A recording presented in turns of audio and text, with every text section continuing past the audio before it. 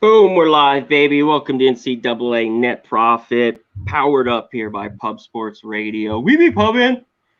We're back after a weekend. A lot of college basketball, a lot of tournaments. Max finally ending. We talked about there's Thanksgiving.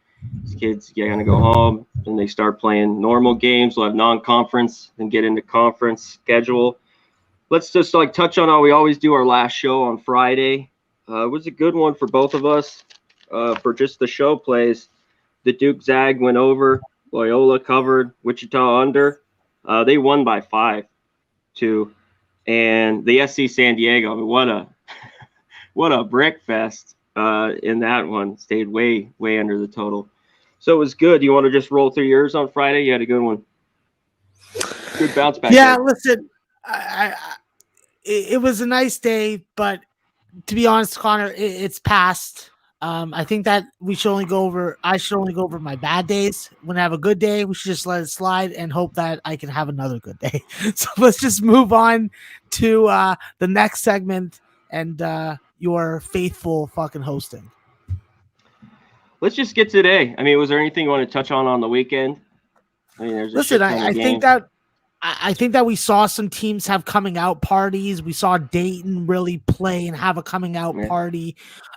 We definitely saw Alabama show some really perseverance, even though they struggled at times in games. Being able to put teams down and put them away was definitely impressive.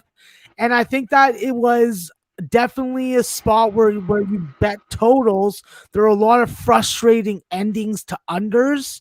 And a lot of first half undervalue continues to exist on the games that you cap correctly, I think. So it was an interesting day. I think it was an interesting weekend altogether. Sunday was very good. Saturday was very good. Friday was very good. I will miss the first half unders in these 10:30, 11 a.m. starts. Those were fucking cash cow. And I just think that it leaves us to a lot. We know a lot more now. We have data that we can use.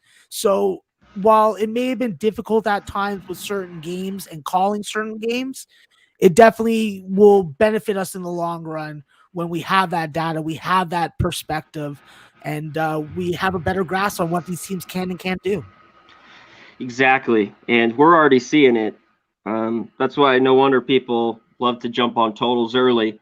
You know, a lot of these games we'll even see today. We already got data, we got trends, we got everything. You know, a lot of ones where we might have had value on some, still do, but I'm saying we're starting to see a lot of 120s. We see it today in some of these games that I might like the under. There's not a lot of wiggle room. Maybe look first half like you talk about so much. But we're going to go a little different. We got a short card. We're going to have big cards. Some of these small day cards, we're just going to rip through the games. And then at the end, if you guys have maybe a question, if you missed it, you can hit us at the very end when we give out our best looks today. But let's get to the first one. This is Phoenix, Arizona, Norfolk State, Grambling. Norfolk State's favored by 5. Totals 138.5. Did you have anything here? Yeah, this is a spot where I was really impressed with Daniel Kingsby, the Bradley transfer, and Cam Christensen being able to take control of the offense early, really be able to score off of your defense. And I think that they're going to have to do that against Norfolk again today. Personally, I think that the first half under had value at the opener. Now with a 3-point line move, I'm not really going to suggest or tip that out.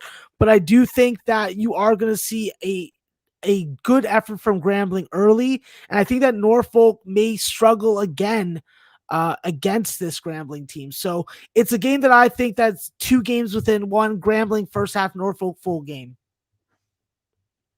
All right, excellent. Let's get to the second one. I had nothing on that one. This one's a little interesting. I kind of lean to the under. We got Harvard versus App State. App State's favored by 8.5. Totals 131. Anything here? Yeah, this is a real interesting spot stylistically because you do have a Hartford team that is trying to play more up-tempo, trying to get to the bucket and score at the free throw line more frequently than we're used to the last 2 years with this Coach Gallagher team. But I think that they're going to be running into a fucking brick wall in that App State perimeter defense. When you look at Justin Forrest and Michael Almonte and Adrian Delph, these guys need to come together, give you that good performance. Otherwise, it could could be upset city for App State. We've seen them lose games at this number in these spots before. So it's definitely a crapshoot. I would definitely, if I had a free play, take the dog and take a shot with it, but nothing strong there sidewise. Real quick, shout out to the chat. Some of the guys in here. Arthur Mead, we always appreciate it. Thanks, my guy. Dave and Cal 48. Rude Jude in the house. Matt Sutton. Sonny Betts. Everyone else, shout out. We appreciate you. Hit the like button. Hit the notification. Become part of the pub. We be pubbing squad. Get the bell so you're notified right when the show starts. All that fun shit. Let's get to the next one. We're getting to some better games, but this one, could it be a blowout? Big number here. Central Michigan, Kentucky. Here by 30.5 now. Total's 147.5. Any look here? Yeah, this is just a spot where I think that it could be too many points. You're not going to really convince me a lot of the time to take a 30-point favorite, even though they may win by 50 points. Central Michigan's defense is that bad.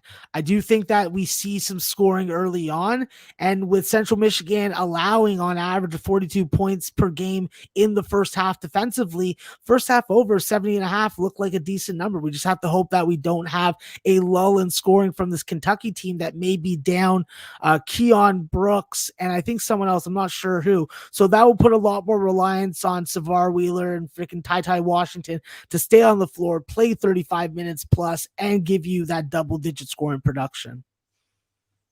Yeah, that was another one. I'm not going to touch it here with Kentucky. This one, big game here. Can't wait for you to talk about this one. Iowa versus Virginia. Virginia now 1.5-point favorites in some spots. Total 130. Now even we were dropped to 129.5.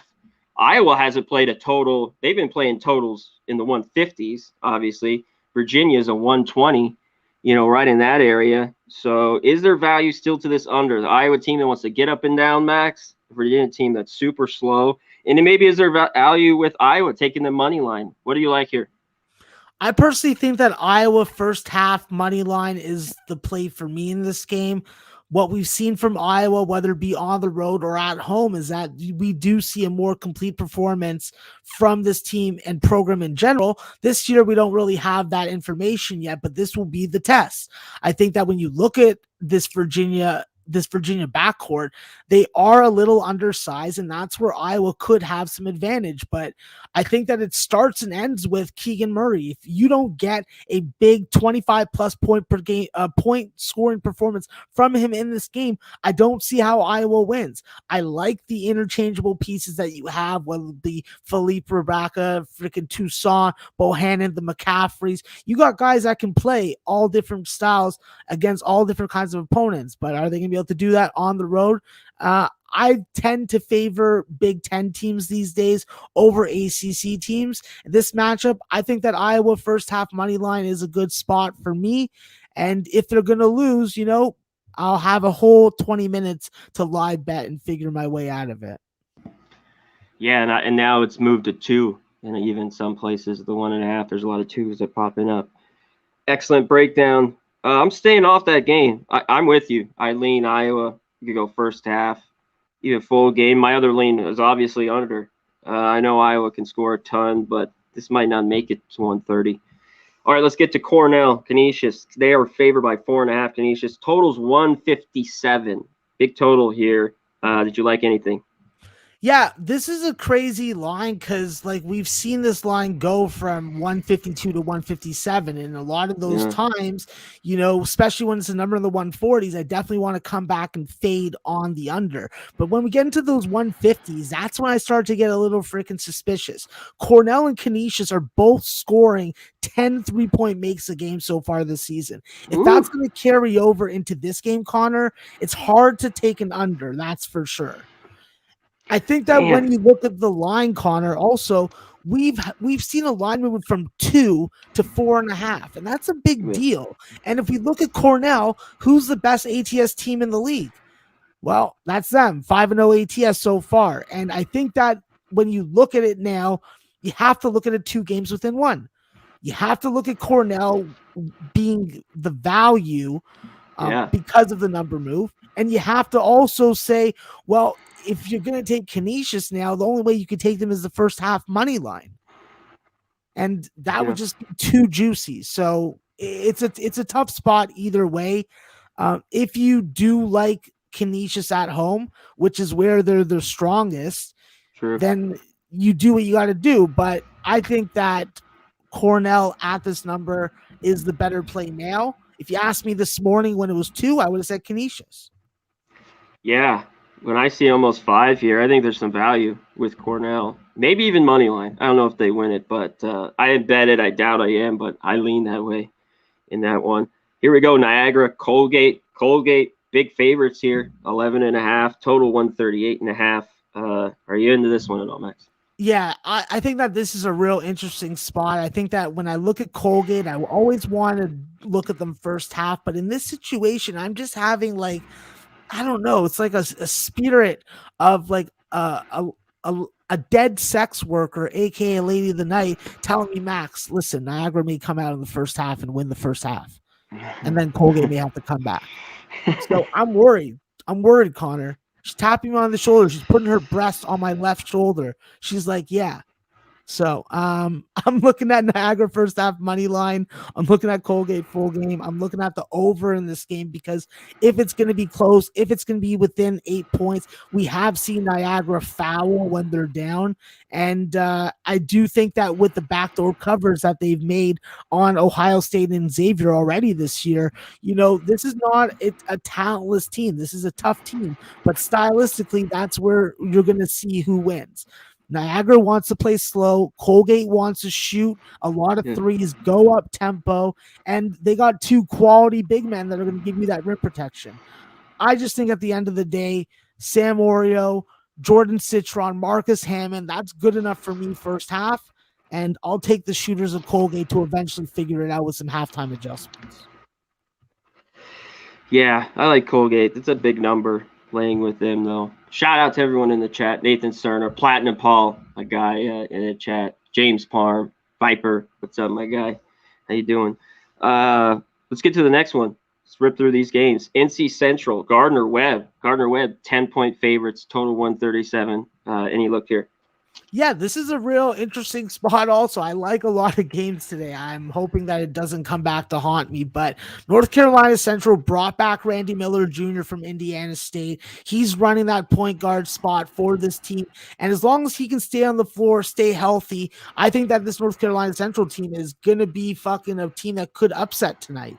You know, I like Chris Monroe. I like AJ Caldwell. This is a team that has size, experience. They're playing with a winning coach. And Gardner Webb, you know, like this could be too big of a number. Are they going to get DeMorian Williams to score 25 points again?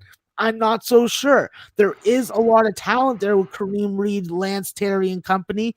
But I just think that Gardner Webb has value full game with the number moving against them from 12.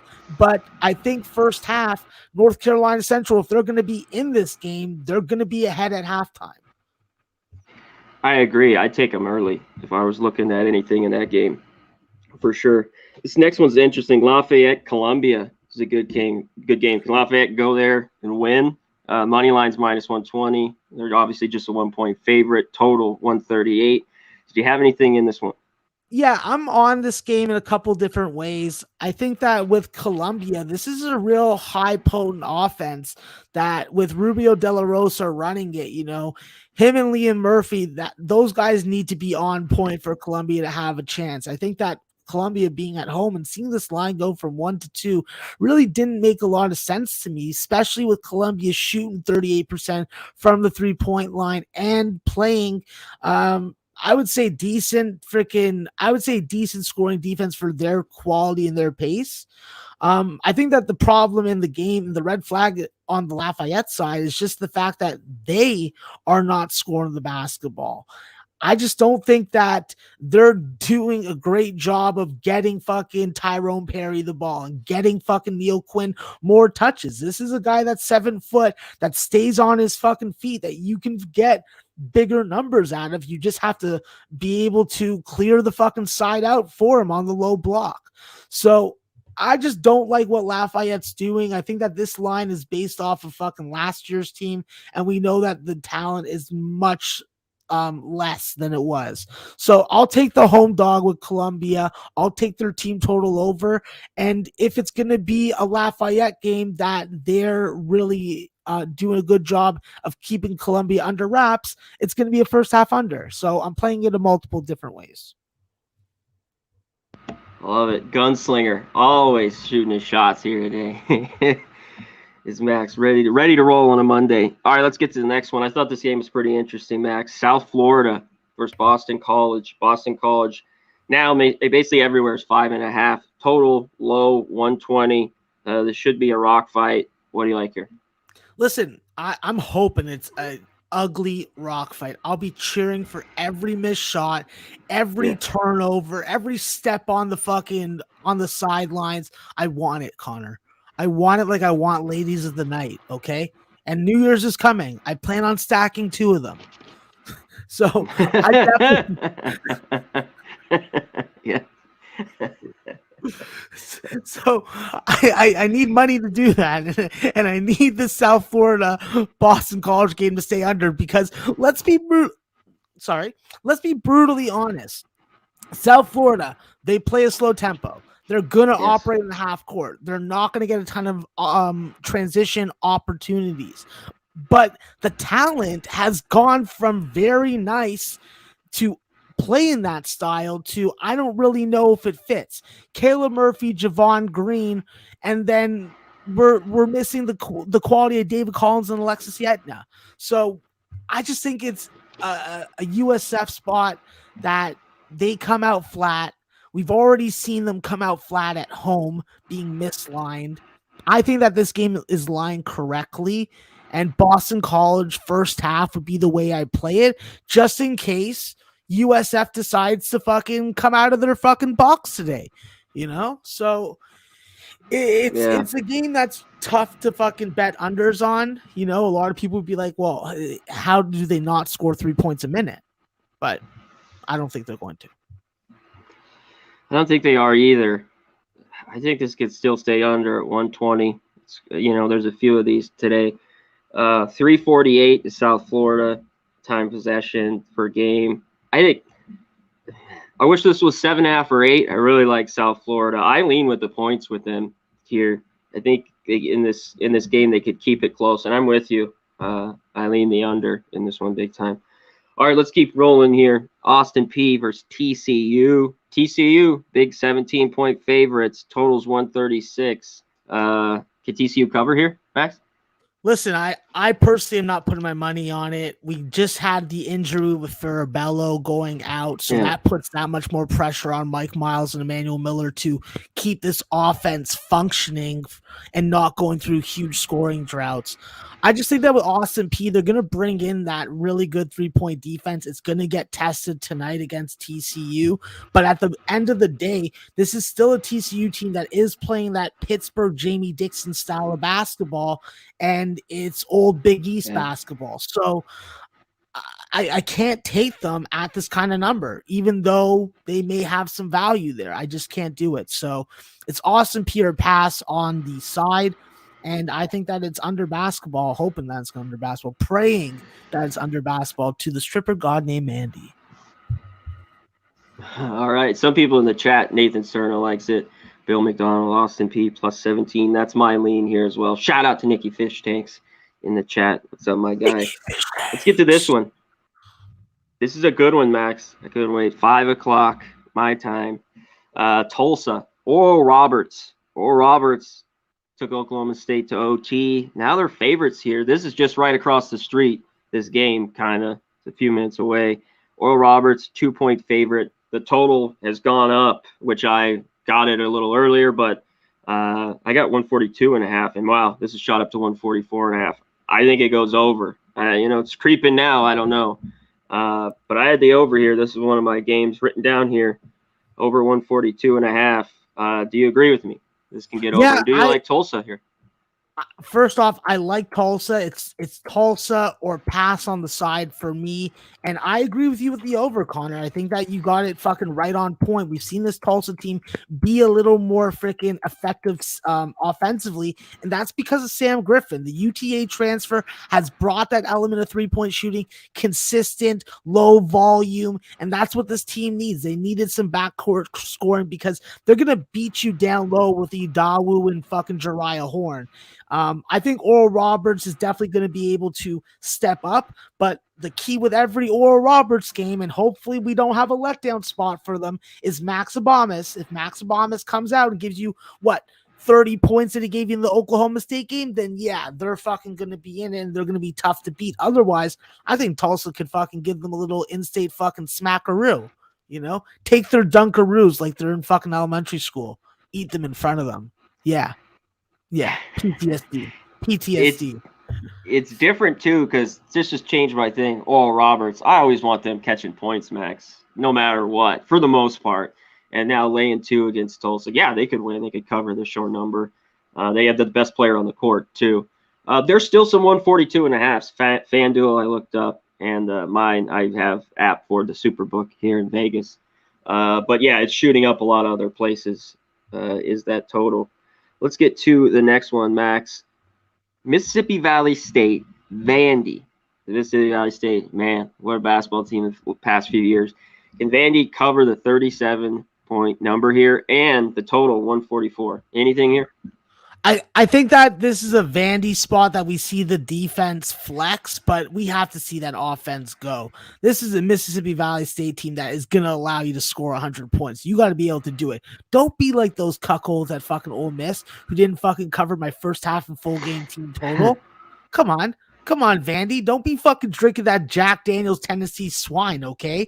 Fucking drink some Kentucky bourbon. Go and beat up on Mississippi Valley State. They're asking for it, okay? They're Delta Devils. You just want to fucking squish them with a fucking, I don't know, with a sharp rake. No, I have some, obviously, I have some hate from this past game that they played. Yeah.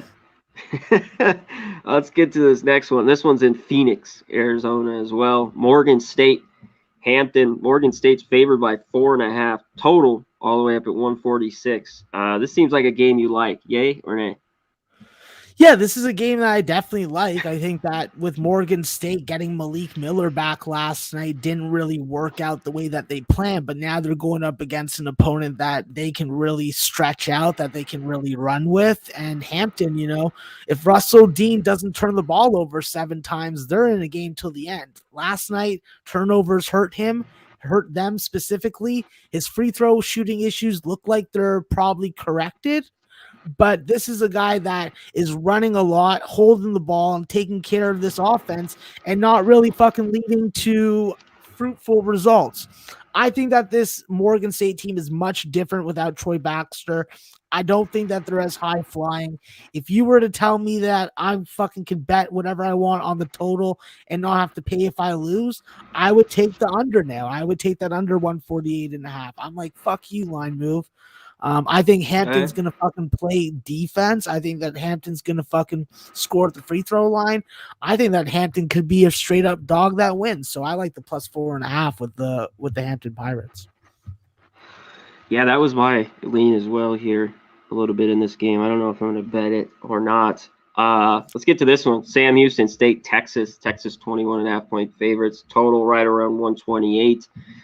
You like Texas team total? Can they cover this number? What do you like? I was saying earlier before, I'm just not sure with this Texas offense. There's just so many mouths to feed, and if one guy like Marcus Carr starts fucking taking shots and starts missing, it just spirals. So it's hard for me to bet team totals with this Texas team. I've already been burnt a couple times. I think that this is a spot where we have to look at maybe Sam Houston State team total under, because what has Texas done? Texas has really shut down on this little home stretch. And I think that we see a Sam Houston State team that has played tough against Texas programs in the past, play the new kind of Texas and struggle to get to 50 points. So it's a spot where I want to take the first half over. Like Texas is going to put up 50 points. Sam Houston State will do the rest, but I just can't do it as of right now. Maybe before 8:30 Eastern, I'll be able to, but it's just a tough spot for me to make a bet either way. All right, I feel the same way. I'm just not gonna mess with that game at all. I'm kind of up. Yeah, I need to see a lot more Texas going forward here. Texas Arlington versus UC Santa Barbara. This is a game I liked a little bit. I think the Gauchos can cover this number. The total's 137.5. What'd you like here, Max? Yeah, I think that with Santa Barbara, this should be a first half spot. I'm going to be skeptical of this offense until I see them play fucking teams that aren't fucking like Chicago State or fucking Arkansas Pine Bluff and put up points. Because in the game against Washington State, we saw the troubles that a tough defensive backcourt can give this UC Santa Barbara backcourt without Davari Ramsey and Ja'Cory McLaughlin. So it worries me a little to take them in this spot, but I'm going to give them the benefit of the doubt. I'm going to treat UTA like the cupcake that they've been to many other people, and I'm going to take the 6.5 first half with Santa Barbara.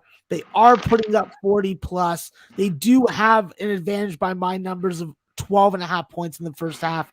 If they're going to be dominating, they're going to dominate from the start. And let's not forget also, Santa Barbara's been able to up their offense in the second half, albeit versus 3 cupcakes. So if they can do that again tonight, prove me wrong, then I'll fucking eat the fucking cake that was in the garbage and someone fucking may have dropped a little bit of fucking urine on it. Who knows?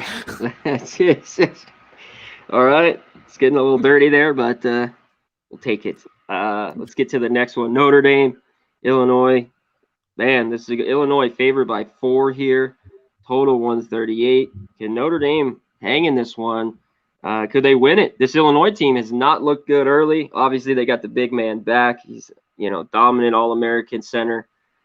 So what do you like here, Max? Yeah, I like the under full game in this game, Connor, but now that line's long gone, so I'll just pass on that. But I'll say this, I think that Notre Dame first half on the money line is the play if you're going to get involved early, because what we saw from UT Rio Grande Valley was an ability to fucking limit everybody except fucking limit everybody except Plummer and Coburn. Those two combined for 68 points. Kofi Coburn was 15 for 19 from the field. That cannot happen again. And Paul Atkinson's going to have to bring his big boy pants. He's already a tall guy. He can get stuff off the top shelf for me when I need someone to reach up that I can't reach. But I'll tell you this. If he doesn't come to play, they're going to get fucking eaten up. I think you're getting a discount by getting a 4 when the line was 6.5 if you like Illinois. But I want to see Illinois come out in the first half and beat Notre Dame, which I'm just not sure that they can do. So I'm taking Notre Dame first half money line, and I'm going to move from there at halftime. Yeah, like a guy had here in the chat. Then you mentioned missing those guys, Curbelo and a few others for Illinois. I just don't trust that team, so I'm going to say far away. It's Notre Dame or nothing there. Let's get to this one here, Max. Wyoming, Cal State Fullerton, Wyoming. Short 4-point favorites. Total right around 140, 141. What do you have here? Yeah, I think that with Wyoming, what we've seen from them is that they've played some incredible defense. We've seen Hunter Maldonado take the next step forward and be even more dominant against what I would perceive as kids that he's playing up against. He's been able to fucking help Wyoming get out to big leads, and he's been able to close out games that they've blown leads in the second half. So it's a spot where we look at the line and it opened at 1.5, went up to 4.5, and I respect the move, but I have to look at Fullerton first. I have to look at Wyoming first half, or I can't bet the side when it comes to Wyoming. I think that with Wyoming, they've already proven that they can go out and win on the road by winning Akron. I think they won actually Akron Canyon. I'm not sure. I think that they won. Yeah, I think they won. Yeah. Okay. So going into Grand Canyon, winning in that environment, albeit versus a different Grand Canyon team, is still highly impressive to me. So Fullerton, while I do like them from a fandom perspective, I do like EJ Ananowski and Vince Lee in the front court, still a team that doesn't shoot the three ball well, and they are very reliant on getting to the rim. So it's Wyoming first half, and it's full game under for me, and I like Fullerton team total under also, 69.5. To Mills in the chat. Yes, we lean Austin P with the points in that one. I saw him ask that question. You're right, Max. They beat Grand Canyon. Some good road. They beat Washington. They're playing a bit. Beat them by 5. Obviously, that was a few weeks ago. They weren't playing great. Beat down Detroit Mercy early. So Wyoming's looked pretty strong. It's always on the road, and that's promising because they're always just a lot better at home than on the road. So, yeah, I'm with you here a little bit. They came out pretty good on the road. I lean there. Either first half full game with Wyoming. Let's get to this one. Tarleton State at Gonzaga. Gonzaga's favored by 31, total 138. Anything here? Yeah, I think it's hard not to look at Gonzaga first half over. It's hard not to look at Gonzaga in the first half. And on the other end, it's hard not to look at Tarleton State full game plus 31. I think that with Tarleton, the problem is they're running into a situational spot that really doesn't favor them. But does it extend to a 30-point underdog? So with Tarleton State, we know they're going to press. We know they're going to try and slow the game down.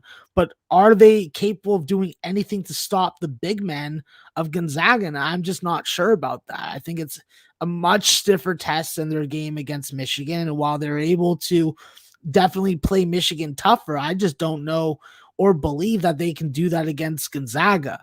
So I definitely have to look at that first half over. I have to look at Gonzaga because that's where the value is in the first half. But if I'm gonna play all three, I'm gonna play Tarleton full game also. So it's a tricky spot, and it's a situational spot that doesn't make sense at the number. Yeah, god damn. That was I think I'm gonna stay off that one. This one I'm intrigued by. Both the side and the total, Max. Montana versus Oregon. Oregon favored by 13, total right around 131.5 now. What do you got here? Yeah, Connor, I'm going to be interested to hear what you have to say on this game, but I'm saying with Montana, if they're going to be able to stay in this game against Oregon, this game cannot go into the 140s. So it's an under spot. For me personally, knowing this Oregon team now, seeing this Montana team, I just hope that Montana road performance does not show up again. They need Josh Bannon and Josh Owens to come up. They need Brandon Whitney to be a 3-point assassin and to get to the free throw line and make maybe 7 free throws. So it's a stiff test. If Oregon was to get right, this would be the spot to do it. I just don't have any faith in them from an ATS perspective. Yes. I have zero faith in them right now. I think they're going to get better as the year goes on. And maybe this is a step. It's going that way. I agree with you, though. This has to stay under. To me, I'm doubling here. I'm taking the 13 with Montana. I'm taking the under 131.5. I know the number now has gone down, and I got to give you what the line is here. The best line available, and that's 131.5. So I'm doubling up Montana and the under because you're right. It's got to stay under, 135 for me here. And I think it does. So I'm doubling up on that one there. Let's get to the next one. Grand Canyon, Loyola Marymount. Loyola, a stinker. I took them on the weekend. They're laying 3.5 here. Total's 130. Any value here with Grand Canyon, maybe? I think that if you're taking Grand Canyon at this point, you're probably taking them on the money line. With Loyola Marymount, there's a lot of high expectations from like the betting community and the prediction community. But I'll say this, it's still the same old shit with them. Running through Eli Scott and then everybody else gets theirs. I want to see more fucking 2-man game between Cam Shelton and Joe Quintana. I want to see more 2-man game between Joe Quintana and Damian Douglas. We've seen what Eli Scott can do, and he can be fucking negative, even though he's going to put up big stat lines. So it's a spot where I think that I have to look at Grand Canyon as the dog. And Grand Canyon needs to fucking figure some shit out because they got a bunch of talent on the bench that they're not utilizing. And I want to know why. And as long as Holland Woods and Javon Blackshear are in the lineup healthy and Woods doesn't go out with an injury late, then I like Grand Canyon to take care of business today. Yeah, I'm leaning that way. Obviously, that's the late one here. And this last one, very interested in your take. UC Riverside, St. Mary's. St. Mary's has looked really good so far early in the year, but they're favored by 10 here. That is a lot for any St. Mary's team. Total's real low at 121.5. Let's get your take, and I'll get mine. Go ahead. Yeah, I think that it's a real fucking nice spot for Riverside, who's been flying under the radar, burning people's money to get a little bit of that back. I think that at this number, Connor, you're right. With Dom Pickett back in the lineup, you just add a confidence level and a perimeter defense level that is really great. What we've seen from Riverside, though, is them transition from a 40% three-point shooting team to a really strict and fucking conforming fucking three-point defensive team. So I think that St. Mary's with Alex Dukas and Logan Johnson, they're going to want to hit some fucking shots from beyond the arc. And if they can't do that, this could turn into a real ugly game. I had this game at 115. So there's definitely value with the under. There are some pretty fucking valued sources in my fucking circle that are on it. A master Jedi, but I'm still having a hard time pulling the trigger right now. So for me, it's just a wait and see how the night goes and then bet fucking 5 minutes before the game starts. I'm with you here a little bit, but on both. But for the show, give me the 10 points with Riverside. I might be crazy. St. Mary's has looked good, but I think it's going to turn to a rock fight. I also like the under. And I probably will bet that. I'm going to wait with you as well as the night goes on. And that's it. Let's get to the commercials here in a second. We'll get to a few questions. We ran through all the games. On short days like this, we're just going to run through the games. And the big days like tomorrow, we'll go back to our normal format. So let's get to the commercials. We'll get to the questions and run through our best bets. Sound good, Max? Yes, sir. Let's get it, baby.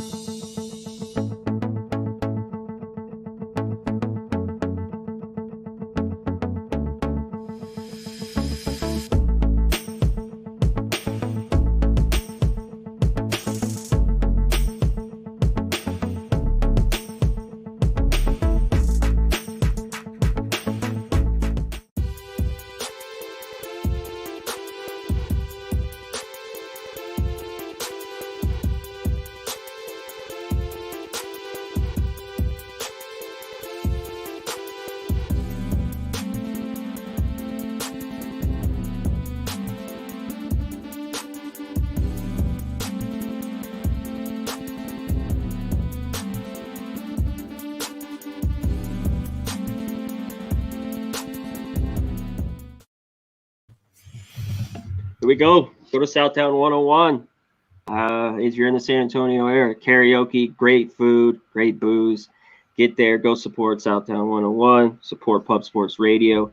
Go to mybookie.ag. Y'all need multiple books. Get the best lines. Hit promo code Pub Sports. They match you on the Bitcoin. Put 1,000, you get 1,000 back. If you use your debit or credit, you put 1,000, you get 500 back.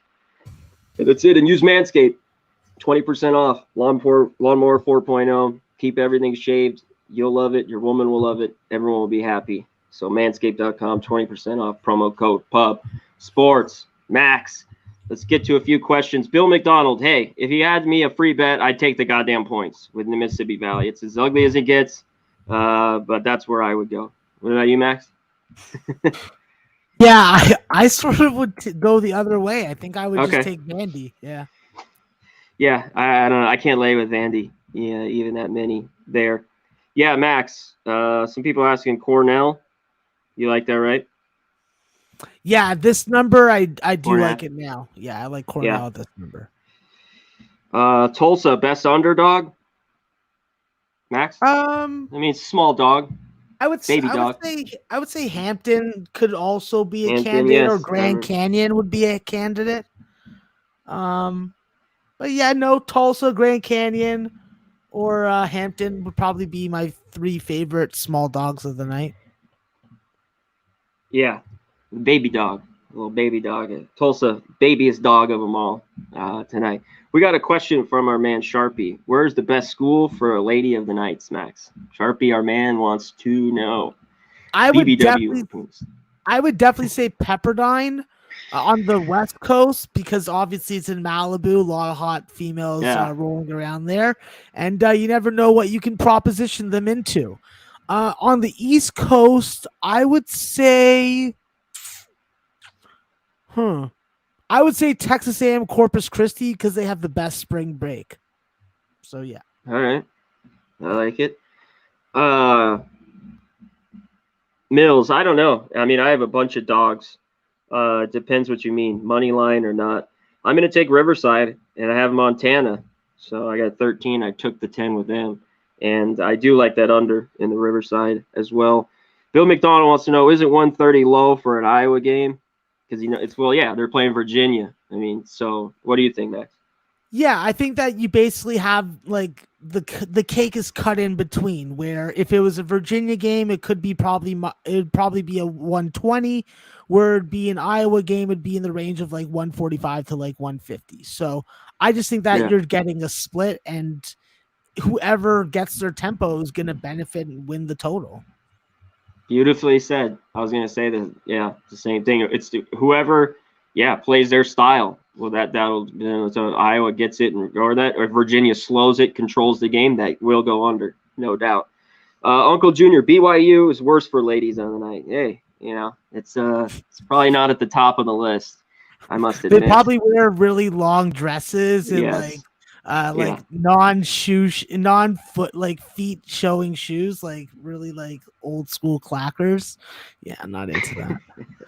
I don't want to use my imagination to imagine what you look like underneath those things. That's just not a sexy look.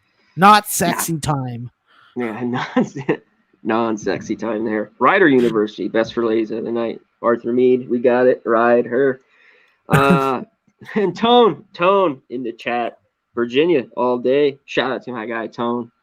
He likes Virginia. Christopher Comteam, BYU get that cash for sure. All right, let's get to it, Max. Let's get to your best bets, and then I'll get to mine, and we'll get on out of here in this short card. All right, absolutely. First off, I'm going to go with UC Santa Barbara first half -6.5, -110. I'm going to go with my second play to be Notre Dame first half money line. That's available at 140 or 145. You'll have to shop around. And then I'm going to be going with Wyoming first half -2.5, -115. Once again, you'll have to shop for that, but that's the number that I like on it. And I will add this one also. I'll take the Gonzaga Tarleton State first half over 65. There's no problem with the 46-20 first half for Gonzaga, and then Tarleton can figure it out in the second half. Let's fuck with our eyes open, Connor. I need ladies of the night money. It's almost New Year's, baby. It's almost December time. Yeah, it's fucking Christmas is here. Shit needs to get paid for somehow. We need flow. Daryl Turner, just go back. We went over the Gardner Webb, all those games. Just rewatch us. Real quick, here's mine. Tulsa, Oral Roberts, over 142.5. Montana, +13. And I'm on the under 131. I think they can hang with Oregon. I'd love it to stay under that number. And lastly, I'm taking Riverside, +10. Try to get a 10. There's a few 10s out there. There's some, and then most of them are 9.5s. And I lean that under. I think I haven't bet it. It's not official for the show, but I am looking at it strongly, to say the least, like Max is as well. So that's it for us. Let's cash here today, Max, on this Monday. We had a great Friday. Let's get to it. But any last words for the chat before we get out of here? Yeah, listen, guys. If your burrito maker doesn't make your burrito right, tell that burrito maker how to make it. Okay? Yeah, that's how you do. Eat your burritos. They're great. I love mine.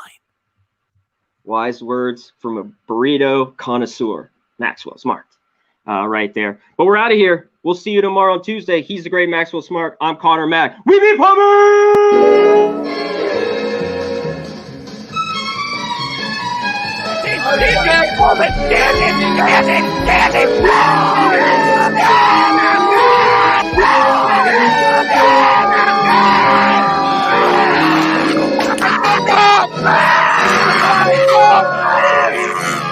Where's the bang bang, Preston? Come on. I can't breathe. Pub Sports Radio. Come find us in Southtown 101. Subscribe on YouTube and all platforms where podcasts are found.